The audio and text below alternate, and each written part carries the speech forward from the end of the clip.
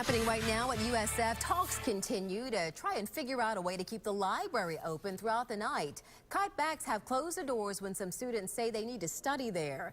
Our Eric Waxler is live at USF with the exhausting way that students have been protesting over this issue. Good morning. Good afternoon, Eric.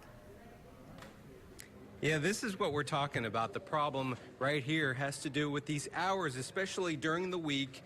7:30 is when the library opens and it closes at midnight. A lot of students want to be able to come here after those hours, and right now they can't. About 50 students who are upset with this slept out here in front of the library. Well, maybe they didn't sleep, but they studied and they did other things, all in the name of protesting something. They're actually fighting for their right to study.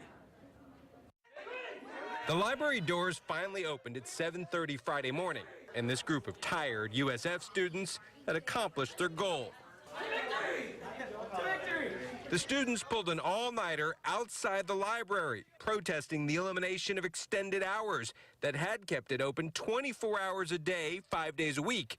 You're in class all day, and then you're working all day, and then you get out of work at 9:30, go home, eat, and by the time I get here, it's about 11, and an hour in the library with these resources doesn't cover it. The students spent the wee hours talking, snacking, and yes, studying. As time went on, the numbers did dwindle, so only the strong have survived. USF had been paying for the extra library hours out of its reserve funds, but with cutbacks needed, the library went back to closing early. They'd been funded over the past 3 years by leftover cash.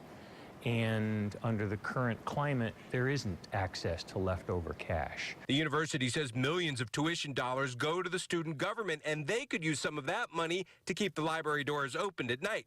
The two sides met yesterday, and so far the student government has rejected that idea. It was productive from the standpoint of its openness and transparency, not so much from the standpoint of coming to a resolution.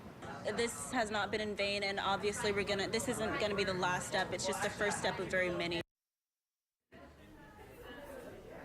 The university actually pitched an idea to the student government that the university would cover the cost for keeping the library open all night during midterms and finals, and then the student government would cover the rest. Well, the student government didn't go for that. Meanwhile, all the protesters, well, some of them are at class and some of them are probably catching up on some sleep, and they said they have no plans for another all-nighter here, at least not yet.